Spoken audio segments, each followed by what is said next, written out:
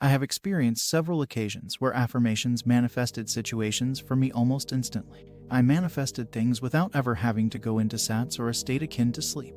While I do not always use SATs as it became difficult for me to fall asleep afterward and I wanted a more effortless approach, it still can be greatly effective. The reason my affirmations have worked so well is due to my self-concept and beliefs. Here's one experience out of many. I was in my room, minding my own business when my mother came to me with a fierce attitude. Knowing EIYPO or everything is you pushed out, I realized that there must be something in me that is causing this reaction. I didn't like it, so I did something about it and just affirmed a few times in my head, everyone loves me and treats me in a beautiful way. I am worthy of this love, etc. I then went on with doing whatever I was doing and my mom came back to my room, apologizing and telling me she just had a bad day. This was around 8 minutes after I affirmed. Methods are here to help you assume the feeling of your wish fulfilled. Neville mostly talked about SAT, and if you have success with it, that's fine and just keep doing it.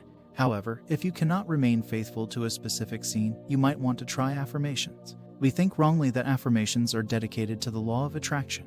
Yet, Neville himself has repeatedly spoken about affirmations and more specifically what he called the lullaby method. I had some tremendous success with affirmations, and when you have your phrase in mind, lift the cloud. Let the cloud ascend by simply inducing a state that borders on sleep. Simply begin to imagine and feel you are sleepy, and in this state assume the feeling of the wish fulfilled. Then repeat the phrase over and over like a lullaby. Whatever the phrase is, let it imply that the assumption is true, that it is concrete, that it is already a fact and you know it. As you can see, Neville recommends us the use of affirmations. However, what most people don't understand is that you do not repeat affirmations to get what you want. You only repeat them to feel the naturalness of your wish fulfilled. This is very important. This is basically how the law of assumption works. You cannot fake it. If you cannot feel the naturalness of your wish fulfilled when you repeat your affirmations, it will not work. Period. How to use affirmations. 1. You know exactly what you want. 2. In a state of deep relaxation, you focus on your breath. Do this during your shower or in your bed when you are about to sleep. It does not matter. The only thing that matters is to create a drowsy state where your senses are shut down to your present facts.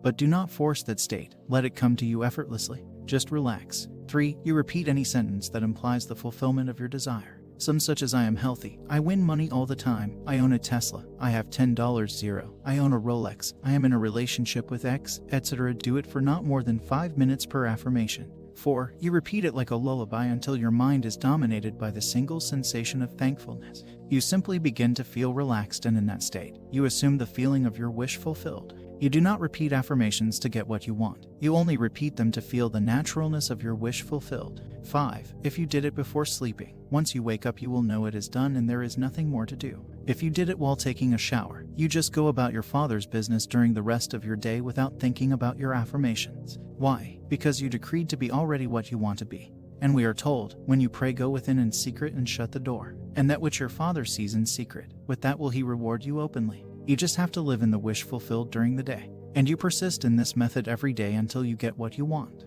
If you are failing, that is because you are not following these conditions. 1. You have to deny the evidence of your senses during the day. You assume the end only. 2. You do not try to get what you want because you can't get what you already have.